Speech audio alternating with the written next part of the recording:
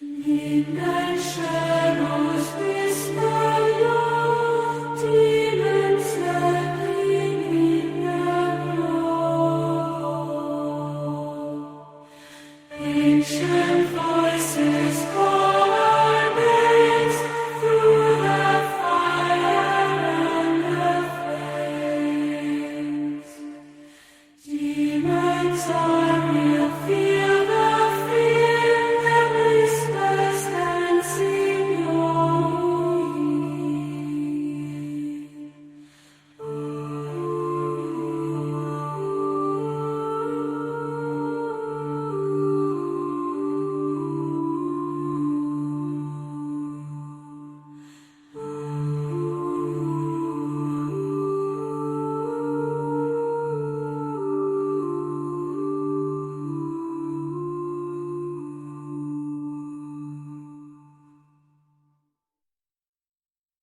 Up in the sky, what do I see? A UFO is looking at me. Lights flashing all around, bass bumping from the ground. Aliens grooving to the beat, hip-hop rhythms got them on their feet. Strange beings shaped to the flow, spaceships rocking to the show.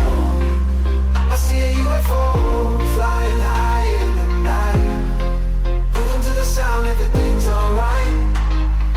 Dancing the stars and neon light, hop to the beat till the morning light.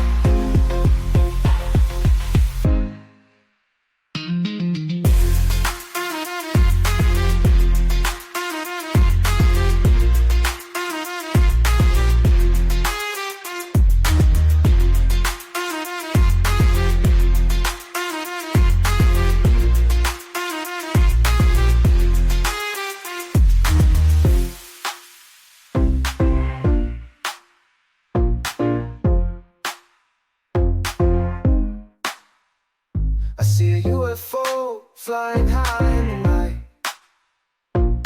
moving to the sound, everything's alright. Dancing in the stars under neon light, hop to the beat till the morning bright.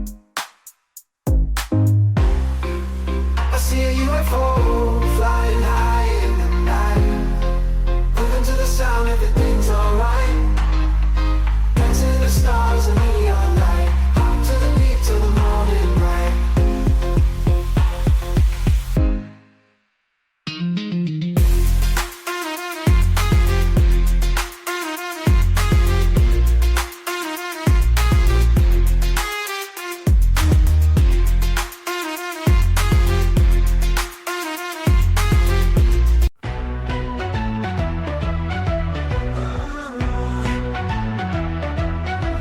I'm the god, I rise and shine.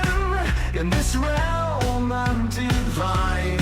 Like the world was just a sign. Feel the power, it's all mine. All mine.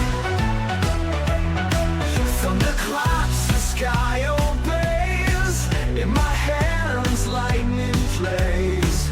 Mountains bow, the ocean sway. I command night and day. I'm a god, feel the force. Every star on my course. Follow me, I'm the source. Life itself, no remorse. From the clouds to the ground, in my glory you are found. It's a Yeah, alright. So as you can see, we switched it up. Let's get right straight into it with this clip. Let's go. As you remember, I recently directed the Secretary of War. How good is Pete Hegseth doing, by the way? I watched this live. This was crazy. So I thought I'd bring it to you. To begin releasing government files relating to UFOs and unexplained aerial phenomena. And I figured this was a good crowd because I know you people, you're really into that. I don't know if I am, but so I'm pleased to report today. I thought I'd save it for this crowd because you're a little bit out there, you know, a little bit. That this process is well underway, and we found many very interesting documents, I must say, and the first releases will begin very, very soon. So do not listen. Oh my God, that was so funny. We're gonna listen to it again, just real quick. As you remember, I 43 recently seconds. directed the Secretary of War. How good is Pete Hegseth doing, by the way?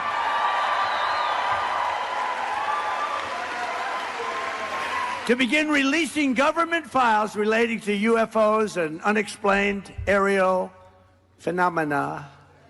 And I figured this was a good crowd because I know you people, you're really into that. I don't know if I am, but so I'm pleased to report today, I thought I'd save it for this crowd because you're a little bit out there, you know, a little bit, that this process is well underway and we found many very interesting documents, I must say, and the first releases will begin very, very soon. So do not listen. Oh my God, I can't even with that. Oh my God. Well, good, wonderful, wonderful morning. Welcome to the Craven and I pressed it again. Welcome to the Burning Bush podcast. I knew that when we came back there would be some news. I just sensed it, you know, deep within my by the way, how you liking this new logo we got going on? Instead of the regular WM, now we got this new fire shield and pyramids and geometric symbols and all this crazy shit. How fucking good is AI right now? You know, like, I use it to make so many things. If you noticed in the beginning of the chat, in the beginning of the stream, if you were here, in the beginning I show all these images. I have over 1,000 AI images that I've made over the past couple of years and recently, like so many, and they've just like you could just tell which ones are older images and which ones are newer images because the quality is just so unreal. It's like there was that one that you saw that I used for a post the other day. It's looking like a guy in the fire. The guy looks so real. It's not even based off of me. I didn't even give it a picture of myself. It's just a guy. It's so crazy, like just how real they made it. But I wanted to play that clip in the beginning of stream because I knew that you would see that. First of all, I watched that live, which was so funny, and I just knew I had to go get the clip for it. So remember, all clips that we've ever shared on this podcast are also available on our YouTube page. So you could just go back and reference the material for yourself. Anything you missed, you could always go back. You could see full clips if we only play parts of them. So, you know, it's... by the way, how much are we hating this new camera angle? 100%. Gotta fix that shit.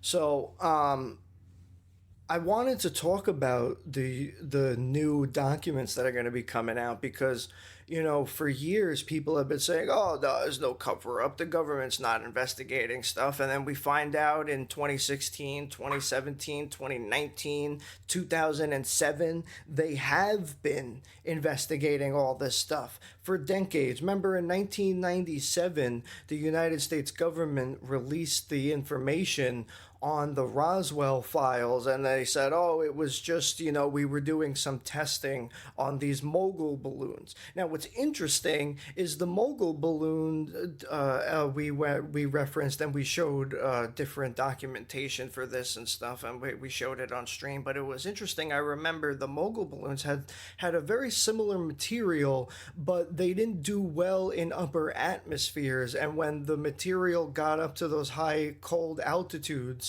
it would like freeze and turn solid, and then it would turn back to like this like material later. So it wasn't like a good thing that they used. They had to change the technology that they used, but in the beginning they were using this technology that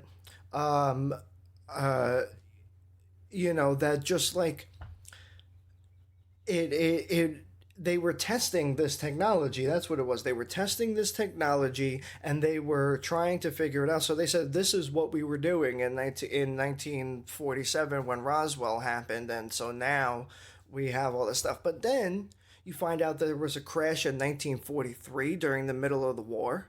There was one in the United Kingdom during I think they said it was 1941. and they put it on. No, and as you know, if you've been listening for a while, I am horrible at dates, but I'm great at remembering the information of those time periods and whatever and what came first. But remembering the exact dates for some reason for me is just one of a harder thing to do. But a lot of times we remember it, and thanks to AI and being able to search the internet and remember things, we can eventually remember the dates. So it was really it was really interesting. Remember that one time I confused the dating period with Peter the Great and Ivan the Great because I knew that one came before the other, but I forgot what the date was. So it was really funny. So it was so interesting that Trump came out. First of all, I thought it was hilarious that he was standing there in front of Turning Point USA, Charlie Kirk's group, and he was saying, and he just goes, "I know you people are a little bit out there." And I thought that was hysterical because it's like there's been such a big Christian revivalist movement going on in the government also, but in the populace, and so it was funny that he actually said it out at those people in front of those people because he uses them a lot as a speaking platform. They support him politically most of the time, and so he uses that, and then goes out there and tells them that they're crazy and a little bit out there, and which is true, but which is hilarious to say because it's like telling your boss, like, hey, or your business partner, like, hey, you're a little bit out there, bro, like, calm down, so it's real funny that he would say something like that in front of those people, and he did, and it was so funny. But he was right. It was a good platform to tell the people that he was releasing the information on UFOs. Why? Because the government knows that the UFOs of today relate to the ancient religions and the gods of the past. So you go out there and you say, "Oh, I'm here for Jesus and Yahweh, and we believe in Moses and that he saw the burning bush and all this stuff," and then you say, "Well, what is the burning bush that you're referring to? What is the thing that you're looking at, the Ark of the Covenant? How was the Ark of the Covenant able to provide the Israelites food for 40 years as they walked through the desert? How does that, a populace, thousands of people marching through the desert, going from place to place, and then there's no food in a desert? Have you ever seen an image of a desert? By the way, I just heard that today is David Attenborough's 100th anniversary, and that's great, 100th birthday. And that's freaking awesome and crazy. If you ever seen and know me, I love watching nature shows and nature documentaries. And David Attenborough's, the stuff, all his Planet Earth material and stuff is just fantastic. He's such a good narrator for all of that. And he has such a feel for the animals and what they're feeling that he's really good at communicating, like when it's good time to be quiet and when to bring in the vocalist part. And he gets out there too. He goes out there to these places and sits there. It's really cool. So 100 years old, it's crazy. Today or yesterday, whatever day it was, that's awesome. And it just shows you could live for a long time. You don't need to be thinking that you're old at 30 or 40 when you're not. If you're old at 40 and you live to 100, that's 60 more years. I made reference to a long time ago. I think I even showed the clip of the guy in India who in 2020 was 125 years old and showed the clip and because he was born in the modern era now, he was able to hold up his birth certificate that said I think it was August 8th, 1895. And he was able to live. And what do these people believe in that country? They believe in connection with nature, with the earth, with the world, with the gods. And who were these gods? Possibly could they have been extraterrestrials? You know, Giorgio Tsoukalos is famous for saying that if he were to be in India and say, you know, those gods you believe in are actually extraterrestrials, and they would say to him, yeah, what else is new?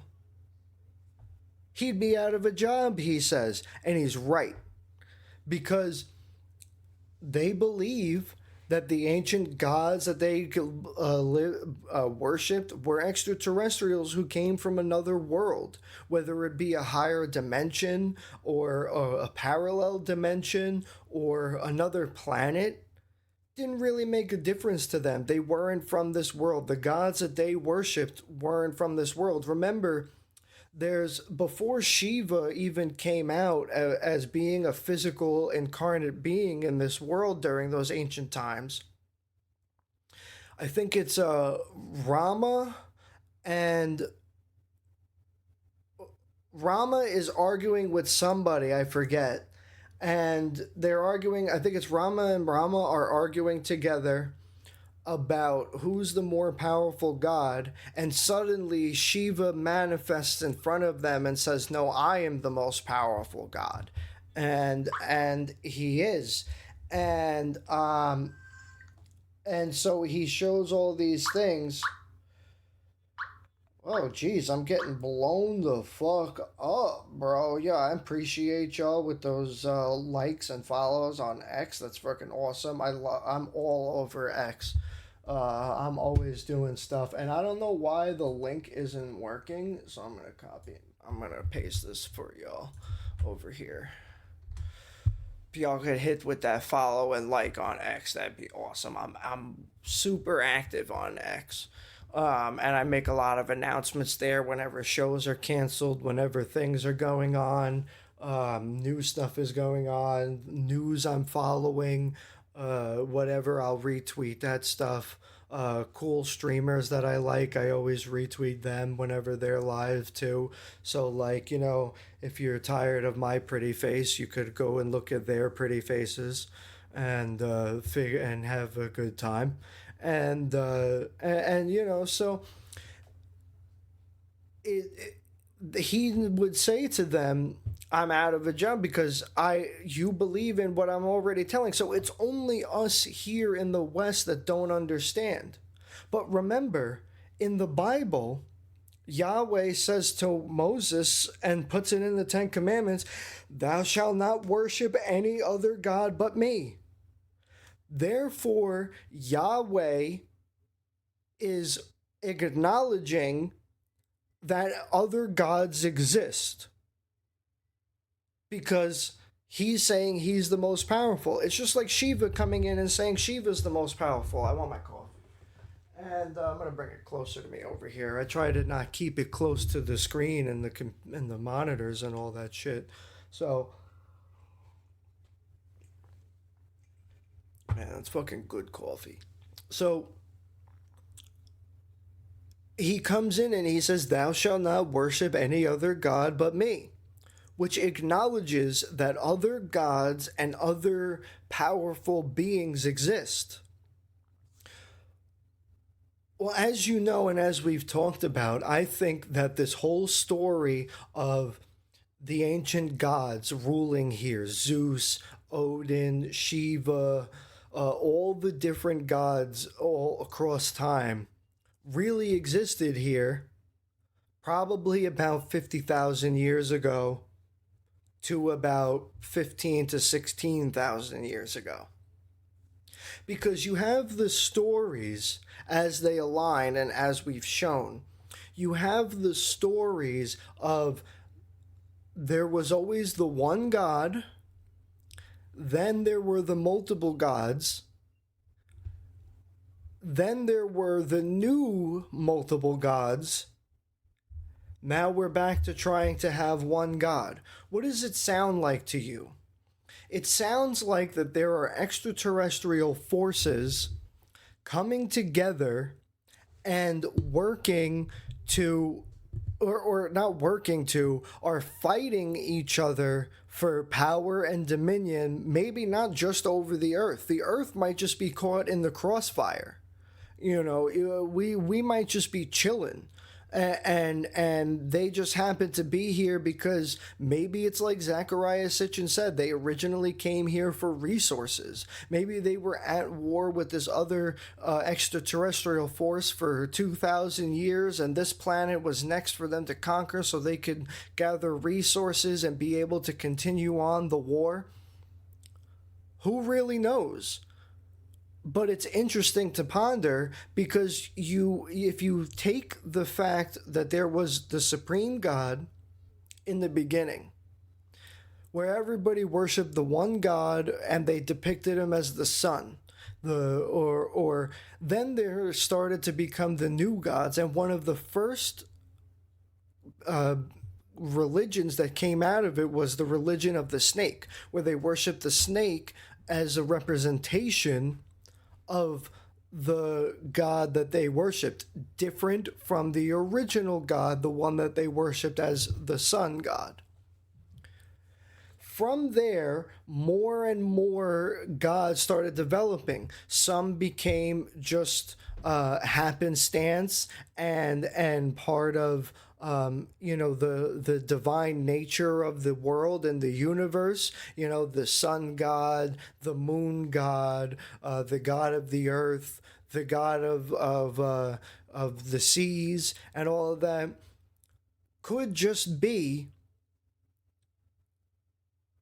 our understanding of nature being interwoven into our religious myths over time. I say yes, but I also say that myths have a core of truth to them. So what was the core of truth? Well, these ancient beings may have come here for whatever reason that they had in mind, and maybe they stuck around. Maybe it's like Zecharia Sitchin says. After the world was over and the wars were over, they started experimenting, creating different people, multiple beings, multiple deities, and setting up areas of control. So when Anu gives his son, Lord Enki, control of the lower realm, well, in our Western world and dominion, we think of the lower realm as being hell. But what if it means the lower half of the earth, just like Zecharia Sitchin also proposed? So you would postulate that it could be that he's given dominion over the lower half of the planet.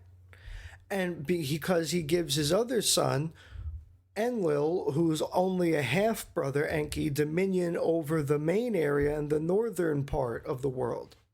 So if you split it up like that and you call it the upper world and the lower world, well, you could just be referring to it in a mythological term.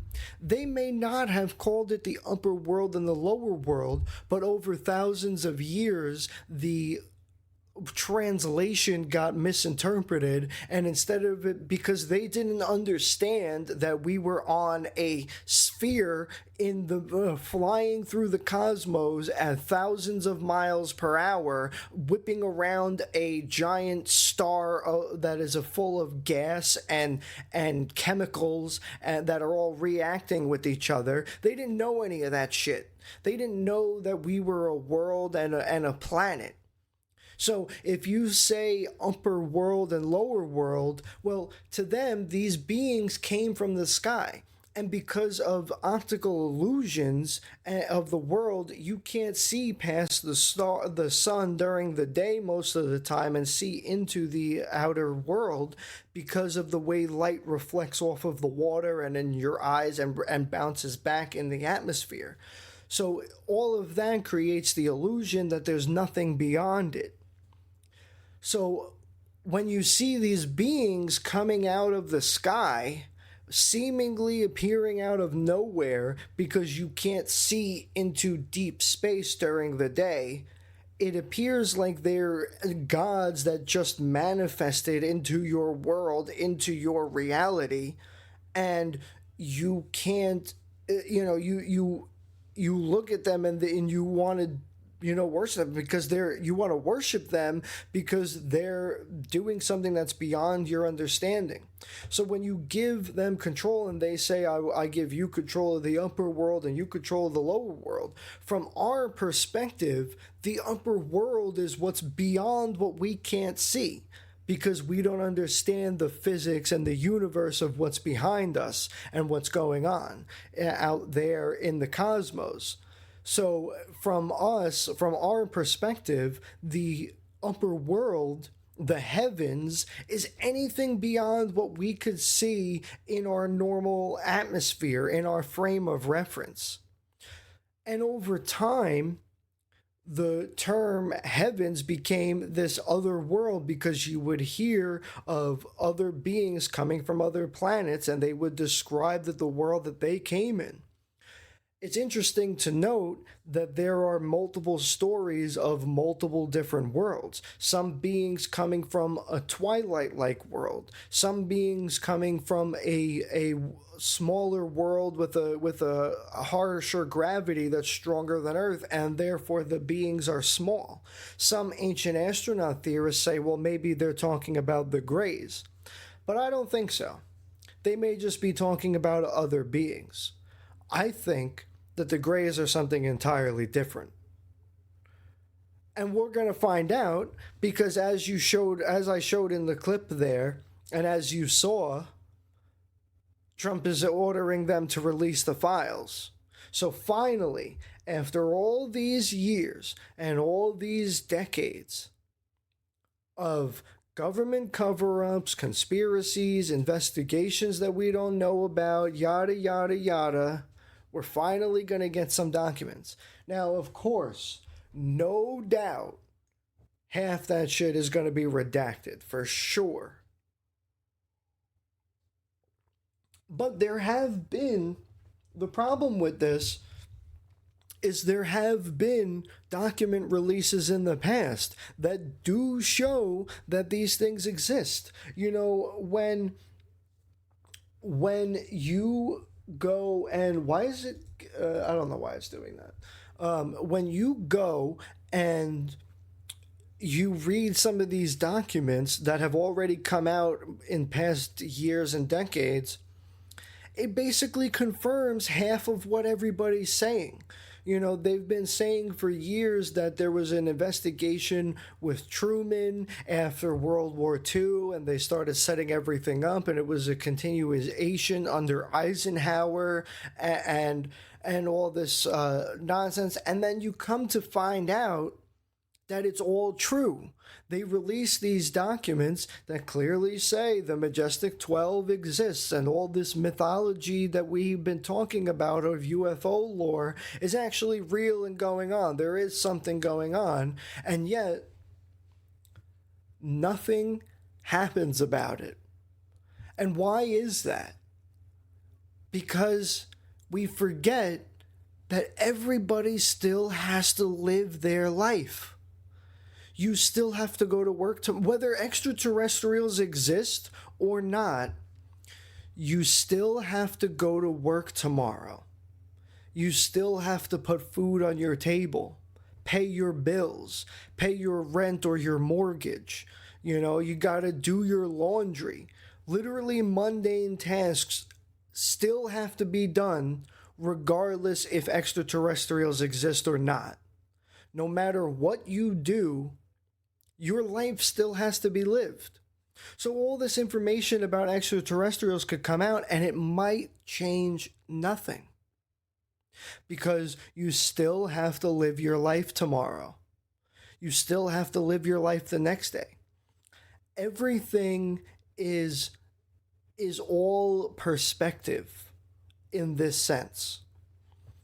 And when you find out that the gods, and you know what, when you find out that your gods or God is actually an extraterrestrial, so what?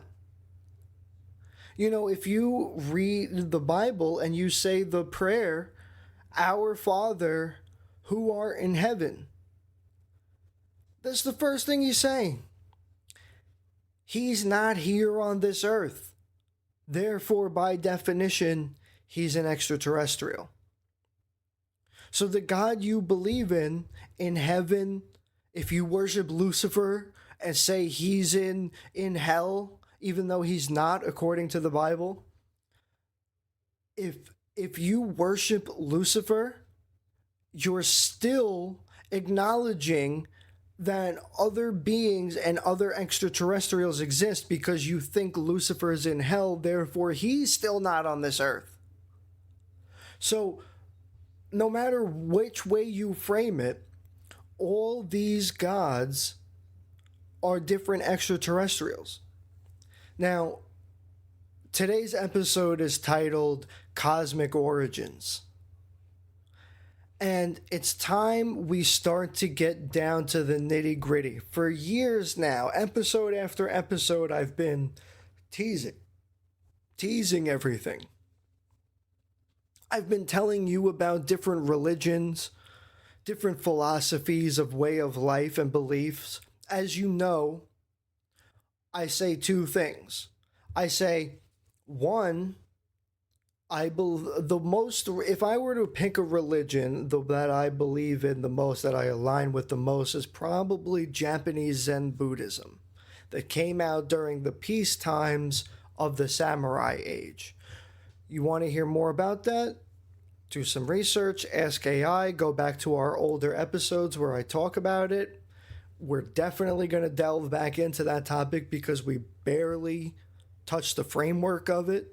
So if you go into that episode and then you find it later, and then you hear us later talk about it, you'll know that we go. But there are there are so many religions across this planet and mythological beliefs in gods, extraterrestrials, whatever it is.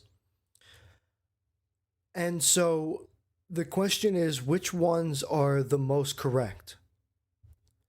What's interesting is it's probably Shintoism, and then next is actually Judaism. And the reason is because they incorporate the gods and a singular god as well. So they acknowledge multiple deities, but one supreme deity. They worship the earth, and they have specific beliefs on dinings and how they interact with the world.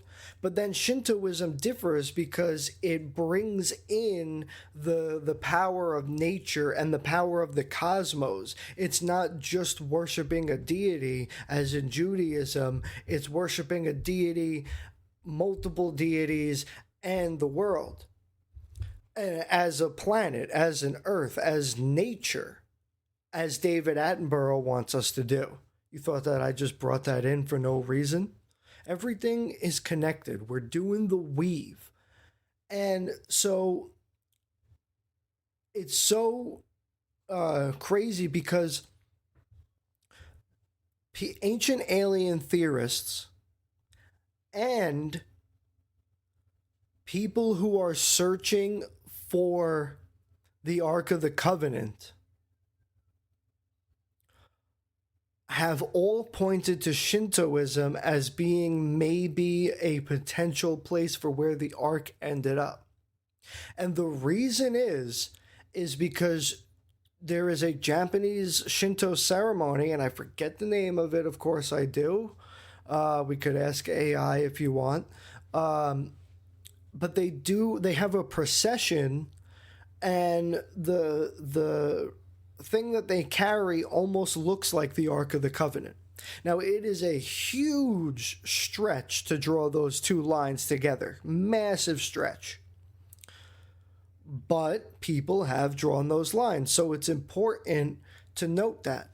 But what I noticed is when I look at that, I don't look at that as being an ancient ancient extraterrestrial connection, as being a connection for the Ark of the Covenant. I view it as two halves of the planet having a same or similar religion, because they go together and they differ in many ways. But if you were an extraterrestrial species coming here and posing yourself as gods, what you would do is pose yourself as a being, so set up a hierarchy about it, and then continue on from there. And this hierarchy that they set up is they have the supreme God, and then there are other gods under them in just Christianity and Judaism. We, instead of calling them other gods, you call them angels, but it's really the same thing. God is out there divvying up power, saying you control this, you help this, you're the angel of blah blah blah, you're the this. He's a task delegator. And what's different from that and worshiping a supreme God in another language, and instead of calling them angels, you call them gods too? Nothing. The only difference is language and how you term it. That's what's different, how you identify it. So when you put it in that frame of reference, you notice that the similarities in traditions, in ceremonies, and other things like that, you notice that it might not be because they are the same descendants of people who believe the same thing or were influenced by those people, but rather they were influenced by the same or similar gods. Because, in Japanese mythology, we have Susanoo, the thunder god, and in Greek myth, we have Zeus, the thunder god. And in Norse mythology, we have Thor, the thunder god. And in Mayan culture, we have Kukulkan, the thunder god, who rode the feather serpent that when it landed, it made lots of noise, smoke, and fire. So you have these similarities of the same mythology and religion time and time again over time and across different geographical areas. When you separate it like that, it poses a great belief that this is actually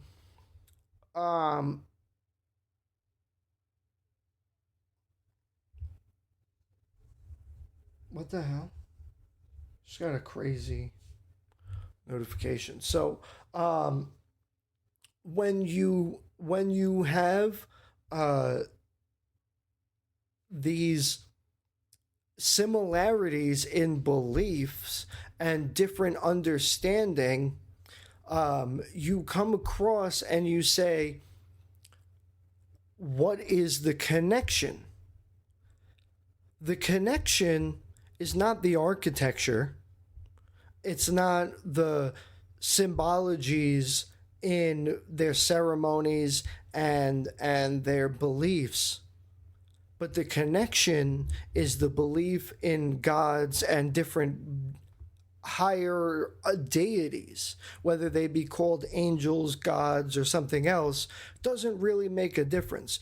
In each scenario, there's a hierarchy of deities going from the supreme one all the way down to the end. No matter if you are monotheistic or polytheistic, they're all the same. You point to in the Bible when Lucifer falls and he tries to fight against God. Lucifer, if you read the Bible in full, Lucifer actually wins at one point and becomes the supreme god of this earth. Lucifer rules over us, or rules over the earth as the God that we worship. Well, if we put that in the time frame context of when we worshiped one God and then multiple gods, as well as a hierarchy and a construct of governance that these extraterrestrial beings seem to be proponents of, when you put it into a context like that, what you are looking at is a power struggle among different extraterrestrial factions, because it says in the Bible that some of God's angels followed Lucifer.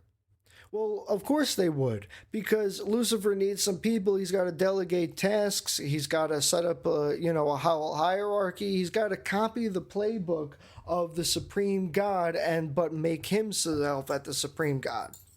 Well, how is it possible that Lucifer can even overpower the ultimate supreme God and win?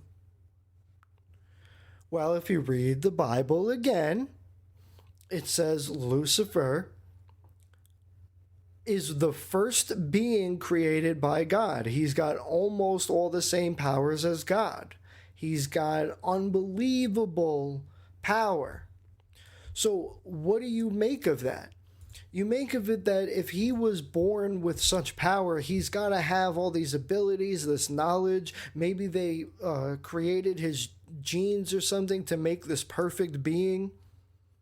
But their mental philosophies and beliefs were different, and which caused Lucifer and his people to rebel and create their own factions. And Lucifer ruled for thousands of years. But then, in the Bible, they refer to them as the Nephilim, the son of the gods. So, what are we talking about here? Because when all these gods are mating with human mortals and creating these hybrids, aren't we really talking about gene manipulation? Breeding? I mean, if they're able to do all these different scientific things, thousands, millions of years more advanced than us, remember it was Enki who first fashioned the first human because he was out on a hunting expedition in the lower world that he was given dominion over, and he found a being with moderate levels of intelligence. It knew how to destroy traps, set up pranks, elude itself. And eventually he found this being and called it the Enkidu.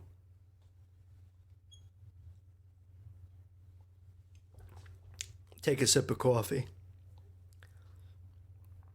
And from that being, he combined the god's DNA with this Enkidu DNA and made it called the Adamo and named it the Adamo. Well, isn't that a convenient name? Because later on in Christianity and Jewish mythology and religion, Adam was the first man created in the image of God. Now, if you have studied any sort of Kabbalistic teaching, Jewish mythology, and mysticism, or even read anything about it, there is the myth that Adam had parents and came from somewhere else. If you see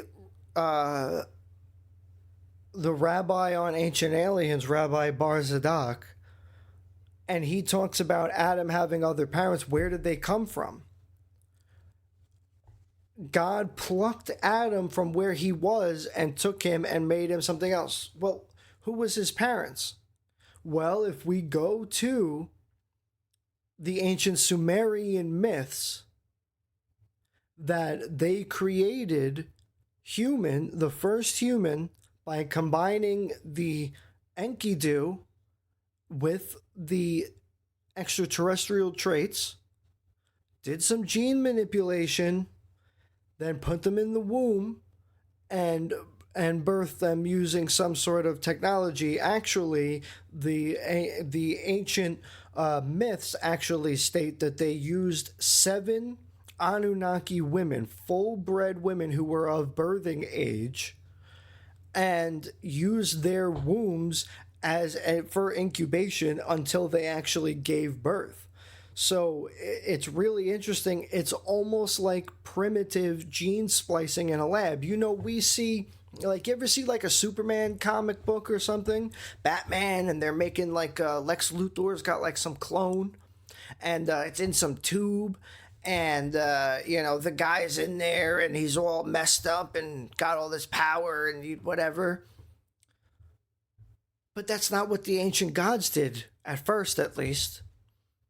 The ancient gods used actual women, Anunnaki women, to breed the first 7 people.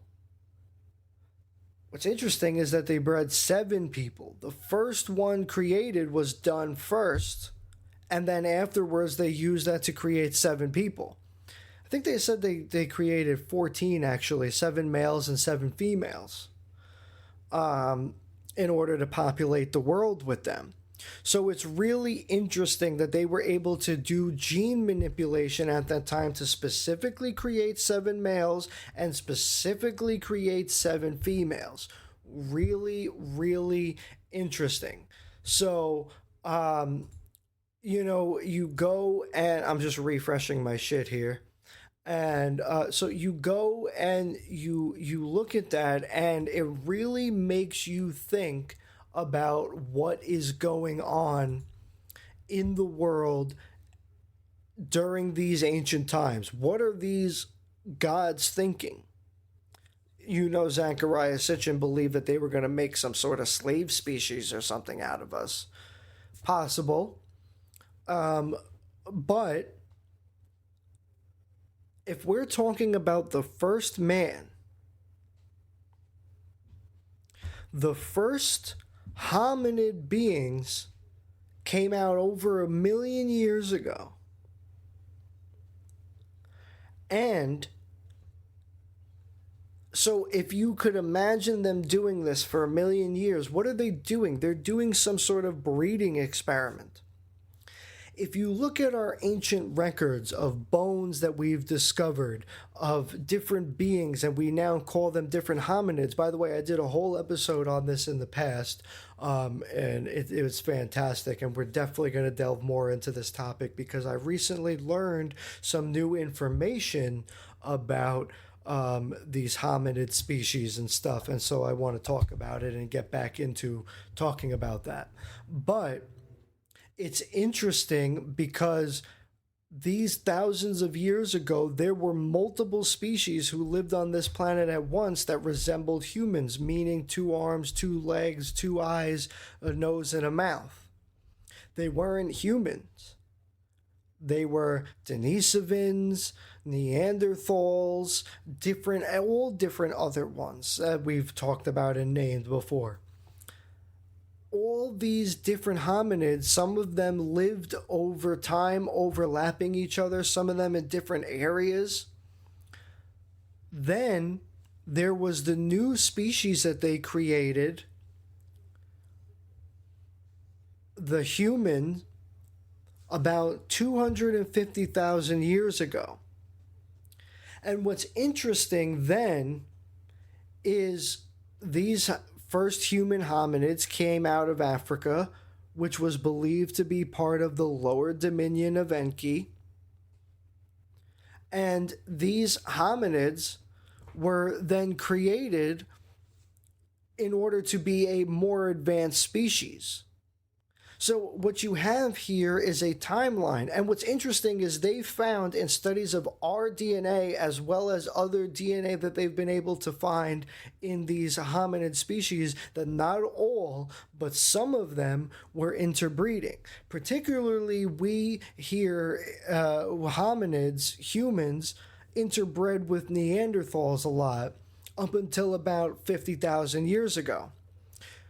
What's interesting too, and we've also talked about this in the past, is scientists claim that 50,000 years ago we had some sort of activation of our upper cortex over here that allowed for more abstract thought than we were able to do originally.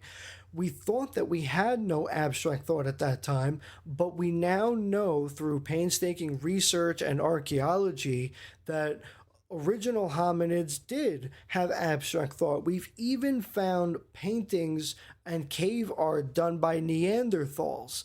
And these Neanderthals were able to show in their cave paintings that they had abstract thought. So they weren't stupid. They were smart beings, maybe almost as smart as us, maybe not as smart, maybe equally as smart. Who knows? But about 50,000 years ago, we started being the only hominid species left on the planet. What's interesting is we now know in our DNA that some of these hominid species are mingled into our DNA today. And so their DNA is being in our DNA is proof that we commingled and with some of these beings, that we bred with them and created other ones. What happened to the Neanderthals? Well, when human hominids started spreading out of Africa and moving further north and across the world, they no doubt would have run into Neanderthals in the north that took up most of Europe and all of that. Well, what would they do when they interacted with them? They would do multiple things. One, go to war with them, destroy them. Two, trade with them. Three, interbreed with them. Four, other things. And five, which is the answer, all of the above. There's no way that humans just went and wiped them out for no reason, that they were different.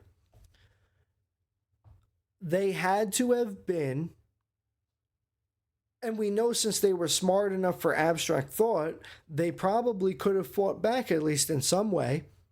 So if they fought back, and some of us maybe even thought that the Neanderthals were attractive.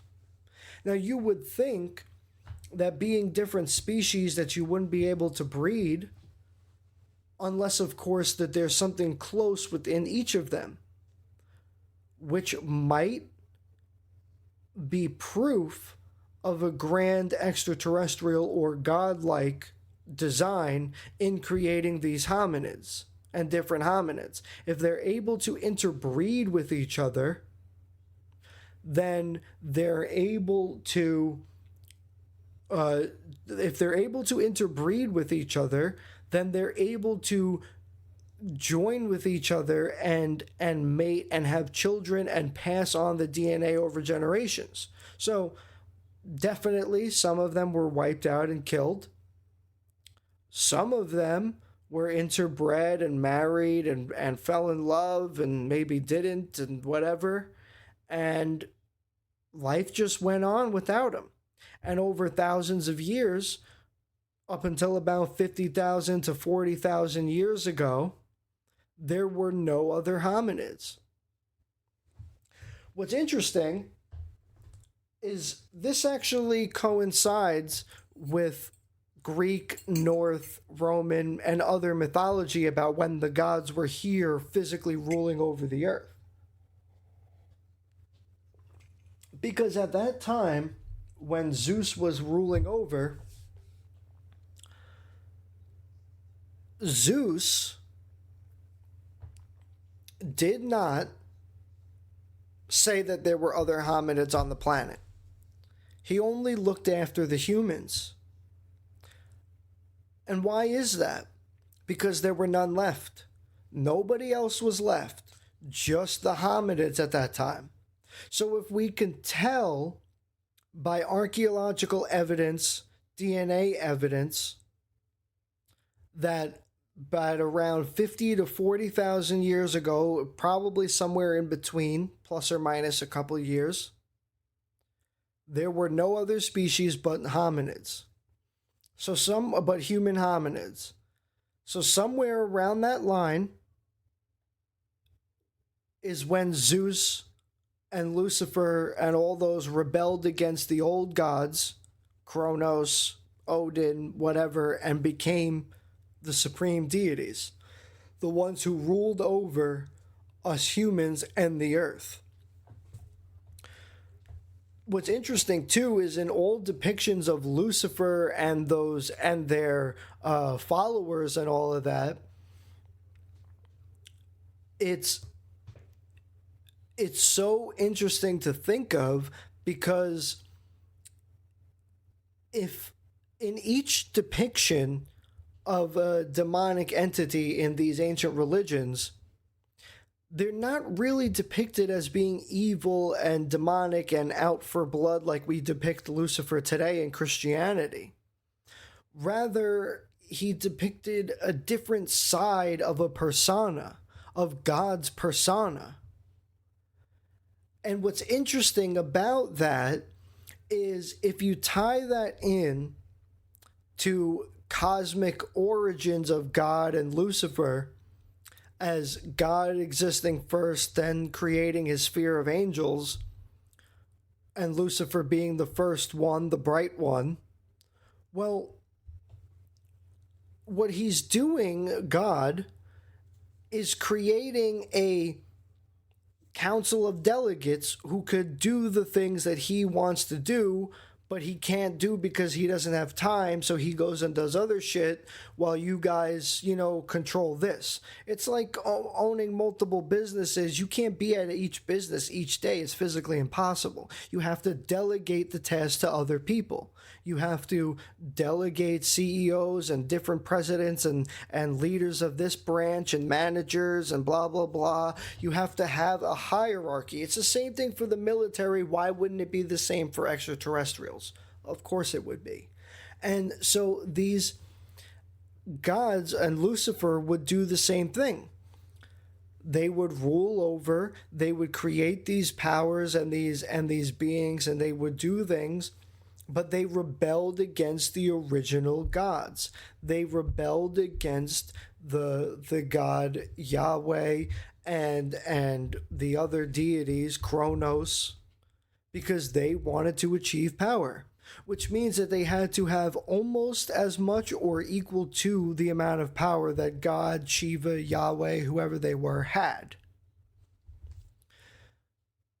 So that being said, when you look at it from the perspective of our time frame here on this earth, geographical time frames, what we're able to see and glean from the archaeological record and the record of the earth deposits and stuff, that these hominids existed around 50,000 years ago and not much longer after. And so that brings me to what I said about our modern day announcement that they made, that by studying the human brain, they were able to detect that there was a activation in our neocortex of some sort that allowed more abstract thought, more different things around 50,000 years ago. So if we say that humans became the sole creature 50,000 years ago, on the sole intelligent creature on this planet, and if we say that the gods came here around 50,000 years ago, and we say that there's some sort of further advancement in our hominid species, what does that tell you about everything? It tells you that there is some sort of cosmic extraterrestrial origin to all of this. Now, when we talk about it later on, And we fast forward thousands of years, tens of thousands of years, to when Yahweh comes back and is pissed. Pissed.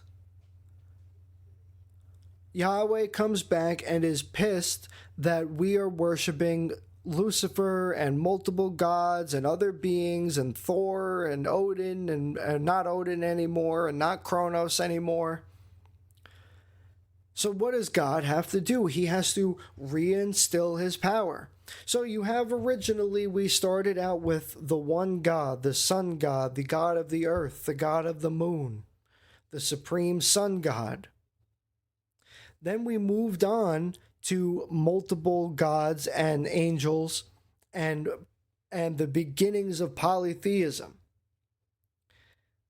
Then we get into the new gods, the ones who rebelled against and took over power from the old gods, Kronos, Odin, etc., etc., etc. And these new gods had names like Zeus, Thor, Hades, Poseidon, Jupiter, Shiva, Rama. You know, they had all these different names. Kukulkan, Quetzalcoatl. They had all these different names, yet they were really depicting the same being. You just called them something different because you spoke a different language in that region. It's just the same today.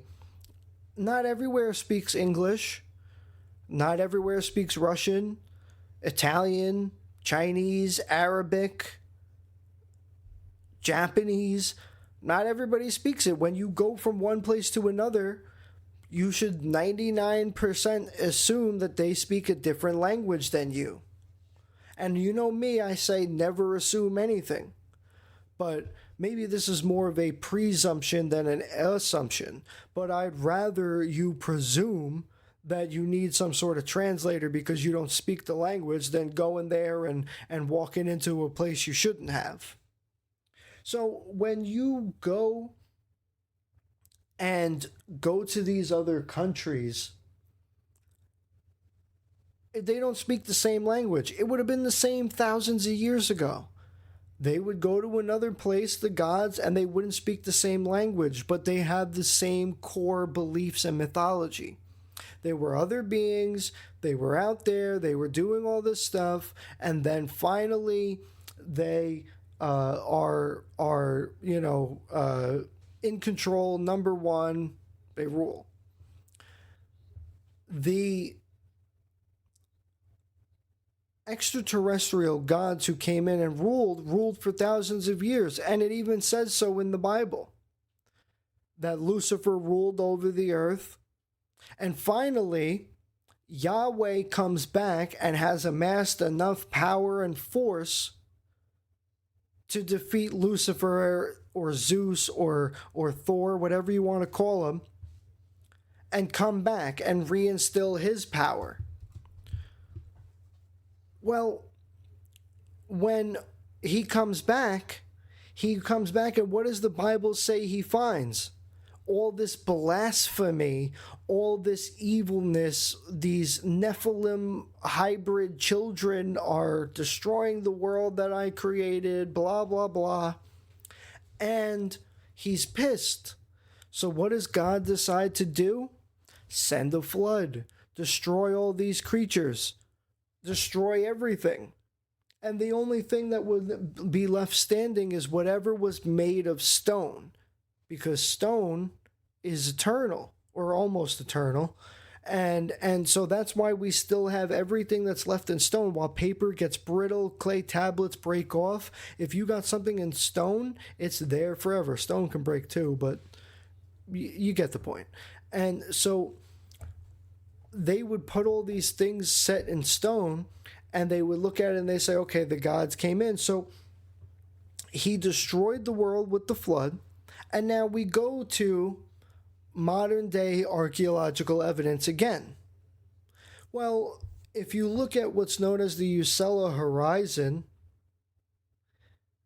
this is almost direct evidence that a great flood did really happen about 15,000 years ago. So somewhere around 12 to 14,000 BCE. Which makes sense in the Bible. Because you have this flooding, God comes in, he says humans have been corrupted. He tells Noah, you weren't supposed to do all this. Here's your flood. Who does this? Who similarly does this in Mesopotamian? Enki. Enki fights against his brother Enlil in Mesopotamian mythology.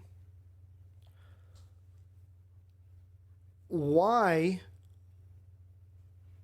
wouldn't then Enlil be Lucifer and Enki being the one who's trying to be God again? The only thing about that is I think it's reversed. I think Enki... No, wait. I think Enlil is the one who is the one that we look at today as being Lucifer.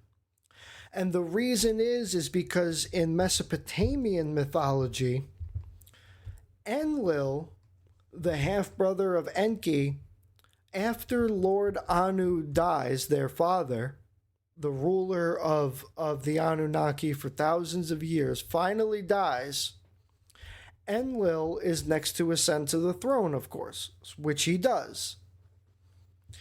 After a couple thousand years, Enlil is banished.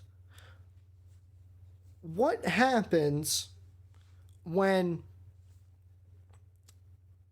Enlil is banished? Where does he go? Could he perhaps come to the earth? Maybe he sets up a power structure here, takes over?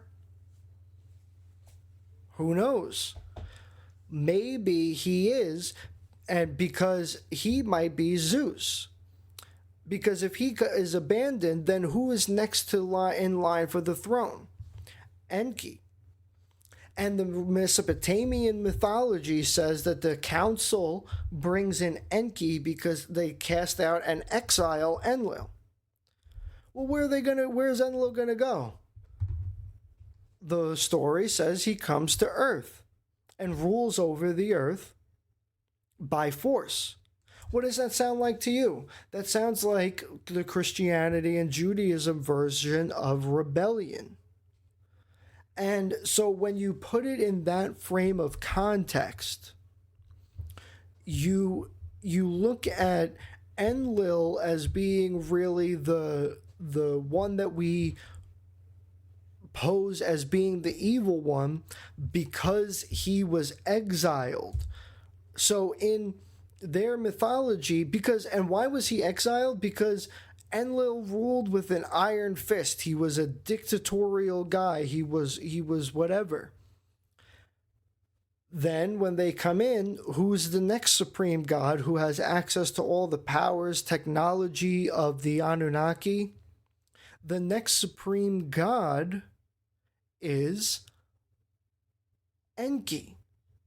So if Enki wants to come back and instill rule, his rule, what's he going to do? He's going to fight against them. He's going to destroy all evidence of Enlil and his people and his government and his manipulation. And he's going to send a flood over the world and destroy everything, which we can point to with archaeological evidence. So if you put it into those concepts right there, what you're getting at is that Enki and Enlil have been fighting this cosmic battle for control of the earth for thousands of years. When I said in the beginning that we used to worship one God, the supreme God, the sun god, that was Lord Anu, the only God. And over time, these different things blended together. Now, in the beginning of our discussion, I said that it's clear that they mixed up in a lot of natural world events and everything that was going on around them that they couldn't explain scientifically at the time. So instead, they explained it in ancient terms, and their ancient terms were that they didn't understand how it could be created and how the gods, so they developed this whole mythology behind it and wove nature into being multiple gods. So not only is Poseidon one of the brothers of Zeus, but Poseidon comes in and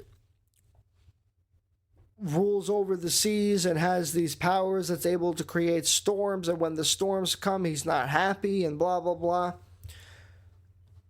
So if Poseidon can be given these powers and control,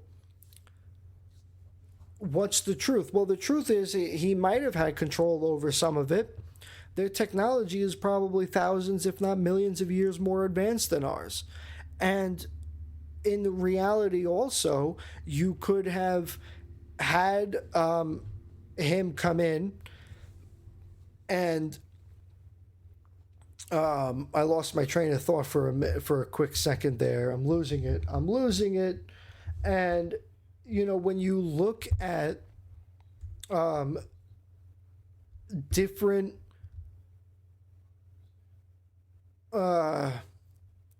when you look at the combination of them, and when Enki coming in trying to reestablish the one God rule that most of the world worships now, it would make sense that he would want to get rid of all traces of his brother's rule, which is why we only have some stone things, some statues, some stuff, and all the tools and different technology and whatever else was here at the time is all gone because they removed it. And Enki says, this is not the experiment I had in mind when first drawing, when first coming to this planet and creating the first beings. This isn't what I had in mind. I didn't expect a slave species. I didn't expect, all this. I wanted to create life for scientific reasons and purposes and all of that. And Enlil messed it up. So he says, this is not what I wanted. We're going to destroy everything, start over again. And it's important to note, too, that in the Bible, Noah is depicted as being different than his parents and his family. We know today that ancient humans actually had webbed fingers and toes for swimming in the water. They also had this dark grayish skin. In fact, Zeus is known for calling humans the black-headed people because we all had black hair at the time. Interesting to note that modern-day science has actually proven this to be true, that the original humans had black hair and blue eyes. So, according to the Bible, Noah was the first to be born without webbed fingers, without grayish skin, and they said he was glowing. Now, because the skin color was 10 shades lighter, it could have appeared like he was glowing, and they inspired it to be some sort of divine source.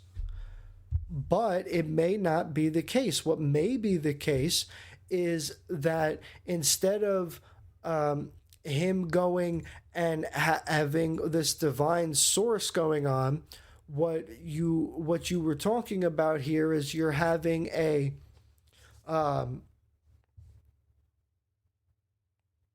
combined effort to how do I want to put this?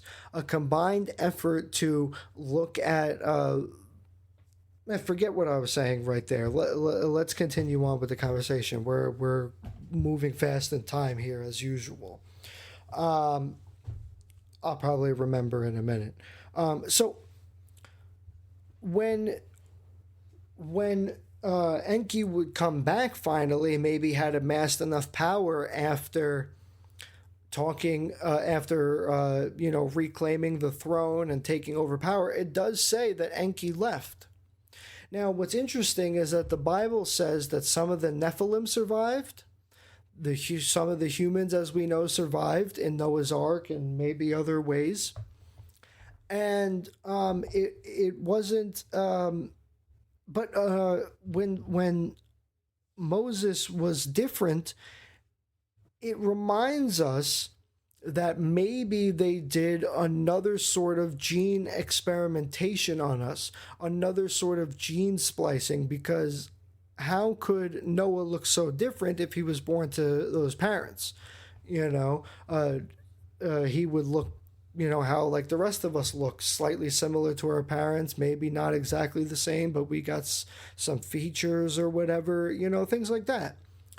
Why wouldn't they do the same for them? But apparently they don't. So either he was genetically altered while she was in the womb, it was set up that way, whatever it could have been,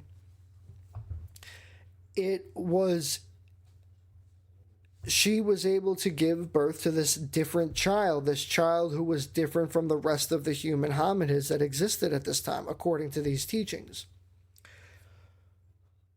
So after the flood, you have the stories of that some of the Nephilim survived and spread over the world and moved to other places.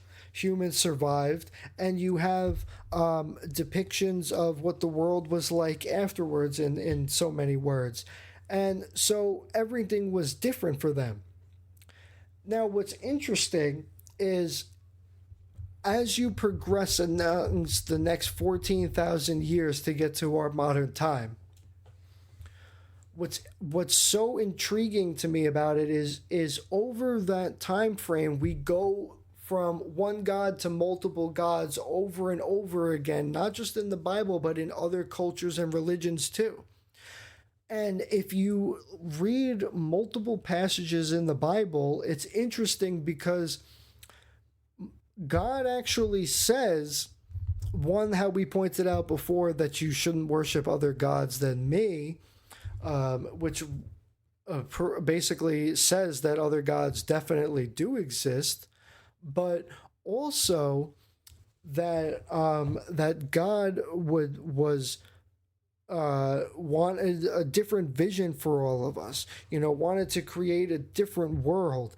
Enki wanted to create a different world with a different vision than all of us. And when we have this cycle of old gods and multiple god polytheism and monotheism, it's almost like that the two factions are fighting against each other when we don't even know it.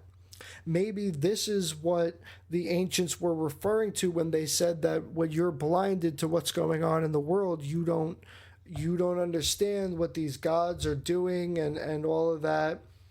You don't understand what these creatures are doing. So it's like, it's a different world out there really in those days than it is or was today.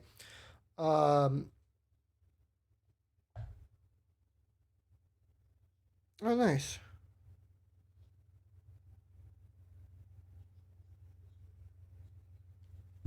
Sorry about that. Sometimes you got to look at the cellular device. So, these gods, all of them, it seems like they're fighting. It seems like, to me, that after all these thousands of years, that no matter what we do, we're fighting the same battles with Enki and Enlil over and over again.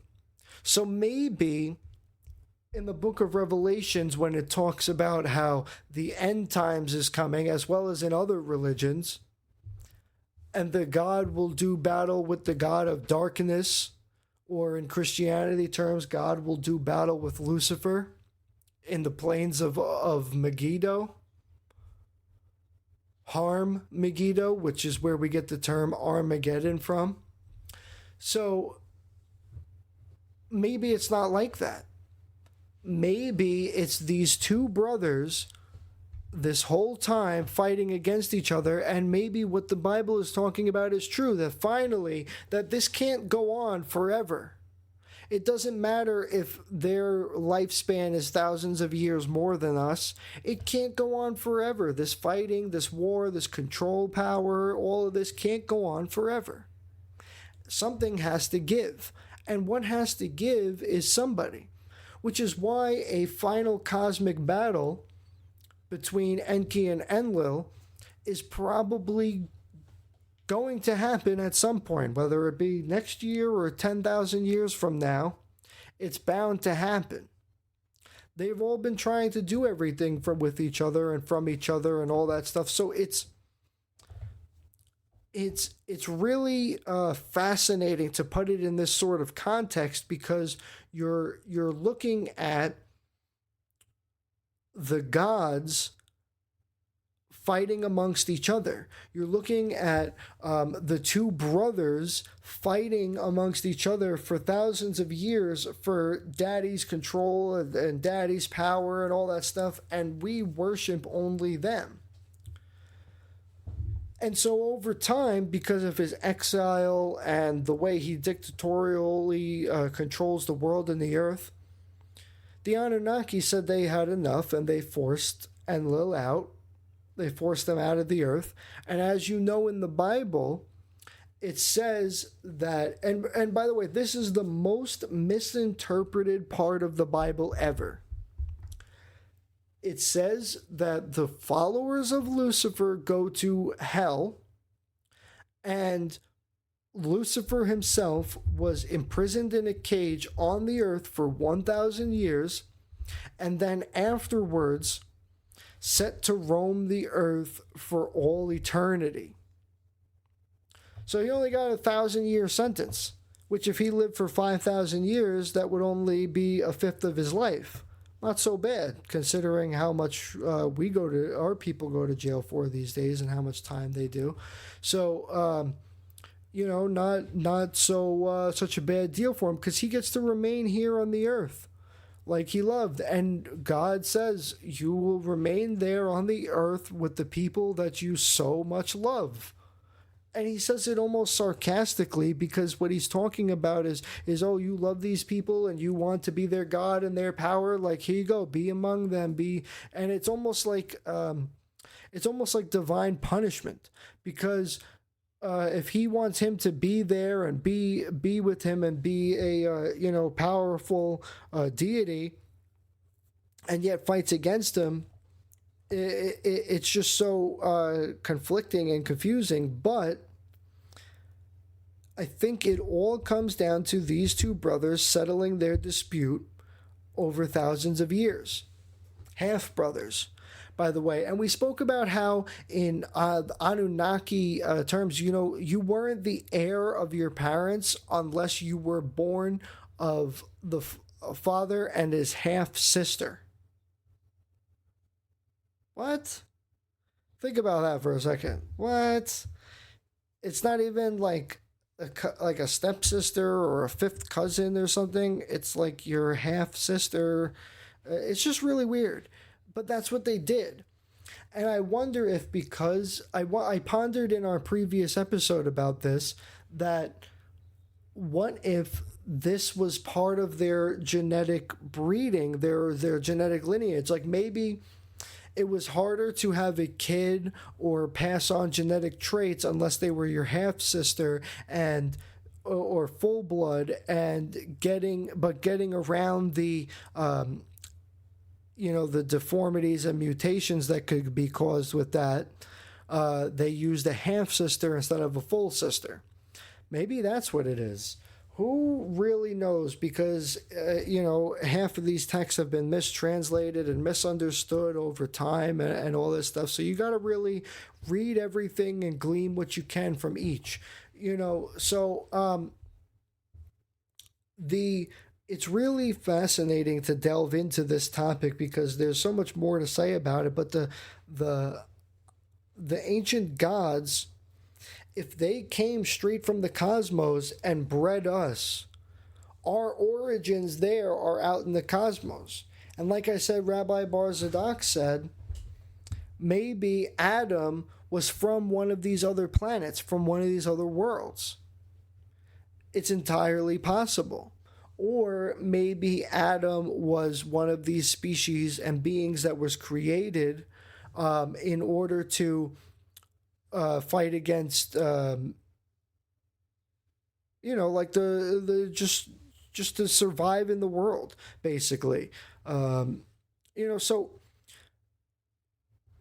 when the gods came here and did all this stuff, they would, they came here, and then what's interesting is they always leave. They always leave and come back. So if our origins are out there in the cosmos, and he says we're going to, where did he come from? Well, where he came from might have been another planet. Where is that planet?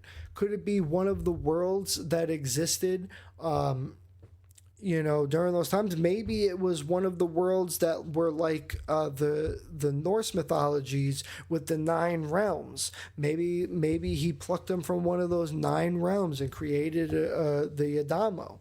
And so when you put it in those contexts, it's really fascinating to the brain, because you just want to keep on exploring the topic and keep on going. So when the gods left and they came and they plan to come back each time, they expect something different. Each time they leave and come back, we always find that human beings are worshiping polytheism and multiple gods. What is that about?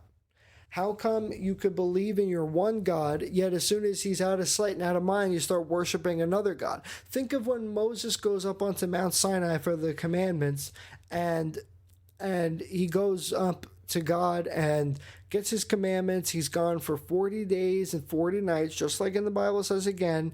And all ancient astronaut theorists have said, but how long was he gone for his thing? Because it says that Moses was gone and he did not eat or did not sleep. Maybe he was gone for like 2 hours. Maybe they had like a meeting in quote unquote Yahweh's office, and he just handed him a check and said, here you go, thanks for your hard work, or something. Like, what if that was the case? So, and then seeing Lucifer pose as a council member in other religions also is just further clarity that the world is Enochibot. Spam is gift from God. Oh my God. You mean the fucking spam meat that Al-Qaeda over there eats? Oh God. Hi, Enochi. And spam is gift from God. Yeah, spam was the manna that came out of the Ark of the Covenant, by the way. It was spam. The Ark of the Covenant, manna equals spam. It was all the same thing. So these religions would cross cultures, would speak of the same thing. They line up in different timelines, and this is why I think that the stories of the gods were not 5,000 years ago like many of our religions think it was. I think it was 50,000 years ago. And it would make sense that Yahweh has to keep coming back and shoring up his power, because if they live on another planet and he's the king of that planet, he's got a lot to work on. Think how big this planet is. Imagine if it was a bigger planet with more populations. That's a lot of work for a guy or two. So he might leave and come back and leave people in delegates, and every time he comes back, he goes and has to reinstill faith in the people in the one God rule, his God rule. Otherwise, they start going into polytheism with the multiple gods again, and they start fantasizing about them in all different ways, including how they change the world and the earth and have all these storm powers and water powers. It's it's a funny way to look at the spam as a gift from God got me. Now I keep losing my train of thought thinking about it. Think about how terribly wrong you are. So so when Yahweh comes down once again, first of all, Yahweh has to prove his power in front of the court of the Pharaoh. He's got to prove his power to Moses when he first talks to the burning bush for the very first time. He's got to continuously prove who he is, his power, what he's doing, why he's the most powerful one, etc., etc., etc. And that would make sense because if he's got to keep going and coming back every few thousand years or whatever, he would need to leave some people in charge.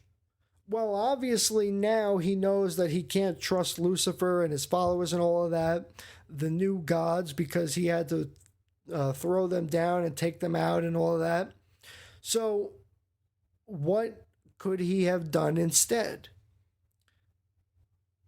He could have done a lot of things, like coming over and when he reinstills his power, he shows the people that he's able to do all these different things and miracles and create beings too and do all this crazy stuff. But what's interesting is why the people keep reverting back to the old gods is maybe because they lived with the new gods, I should say, the polytheism for so long, because they had Kronos and Odin, the supreme old gods, and then you have the new supreme gods, Zeus, Poseidon, all of those. And so when you put them together, what you get is a combination of different religions. Now, how does this tie into, remember, we watched the clip in the beginning about UFO documents being released. How does this tie into UFOs? Well, here's two reasons. I think there's two reasons of what UFOs are. One of them is, let's go back to the Bible for a second and talk about the Watchers. If you go to Mount Hermon today, there's a plaque where it says, here's where the Watchers descended from. And there's a plaque at the top. Well, if the Watchers eventually became Lucifer and his followers and they rebelled against, if you did the same thing as a supreme deity, you would be pretty stupid, and you can't be stupid because you're a supreme deity. So what is he going to do now? What is Enki going to do now that Anu would have done, or better than Anu would have done? Maybe, and this is just a thought, but maybe what Enki would do is he would slowly go and destroy all the evidence, destroy all the things, and he would go and constantly claim himself. And for 50,000 plus years, when we had all these polytheistic religions, he had to keep showing, even in ancient, not Mesoamerican, Mesopotamian mythology, Enki has to continuously reinstill who he is. He has to continuously talk to people and his constituents and the his co-council members, and he's never on the same page. He's always got to prove his power and who he is and what it is, because why? Because he's not the firstborn son. He's the secondborn. But now he's the leader of the world. He's the supreme God. So Enki comes along and rules. When he rules the earth as the old gods, they have, and his first sent there by his father Anu, they were called the Watchers.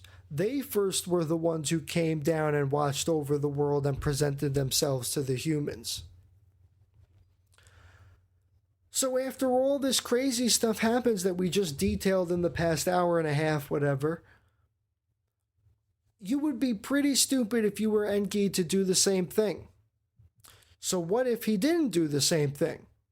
But he couldn't make another slave species like they did before, another hominid species. That would be terrible. The humans already took over the world by this point. So what is he going to do? Well, maybe it's been another few thousand years and he's got all this power and intelligence and technology. Maybe he uses it. Maybe he creates a bunch of AI, Android, whatever things that can act for themselves and work for themselves and don't require much sustenance and whatever. And maybe that's what the Greys are.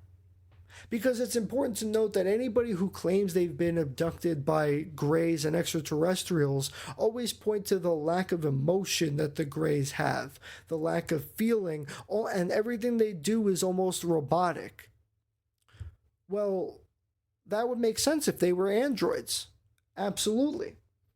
If they were androids or half humans and half whatever, it would make sense if they did that.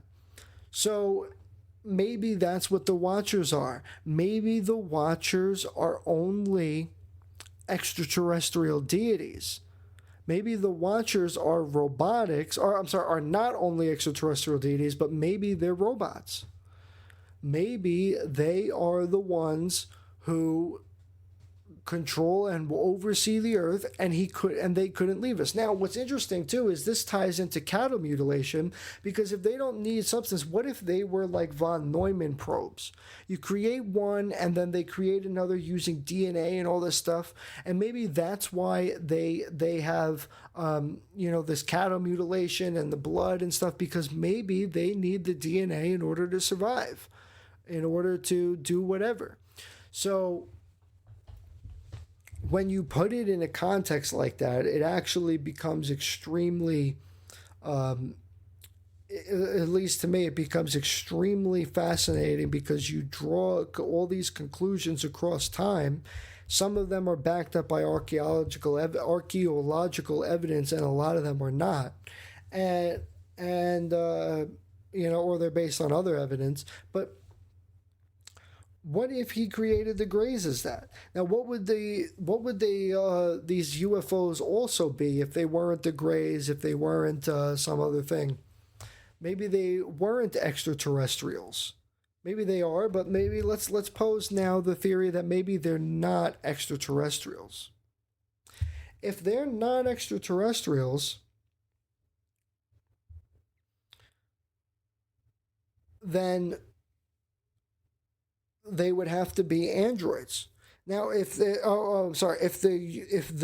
is idea number 2 now, thought number 2. If they were not extraterrestrial, they must be somehow secret terrestrial technology.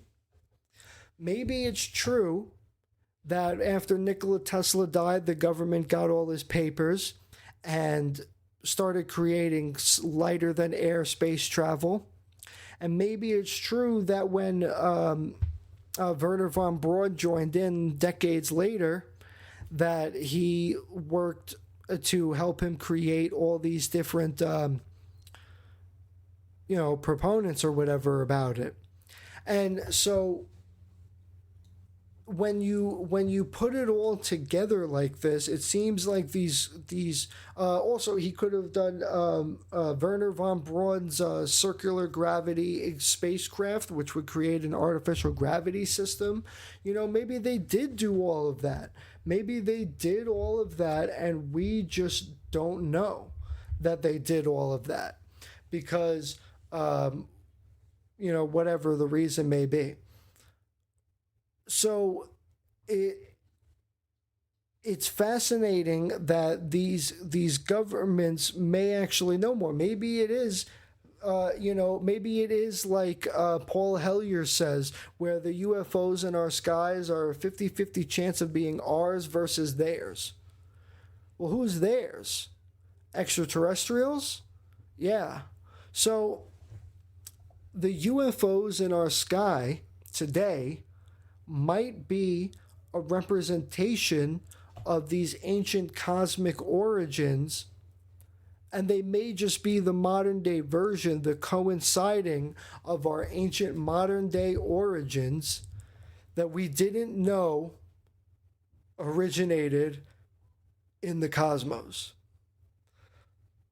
That's all for today. This was awesome episode. There's so much more to say about it, but we're running out of time and we can't keep on going with the time. We're losing it, so it's absolutely crazy. Appreciate all y'all for stopping in, coming in, chatting, retweeting, tweeting the X post, all of that, liking it. Absolutely fantastic. We're gonna probably play like a game one day this week, if not on Thursday. Maybe we'll go live playing it. Otherwise, we'll be chilling, and we will see you next time. Peace out. Have a great, wonderful, wonderful day.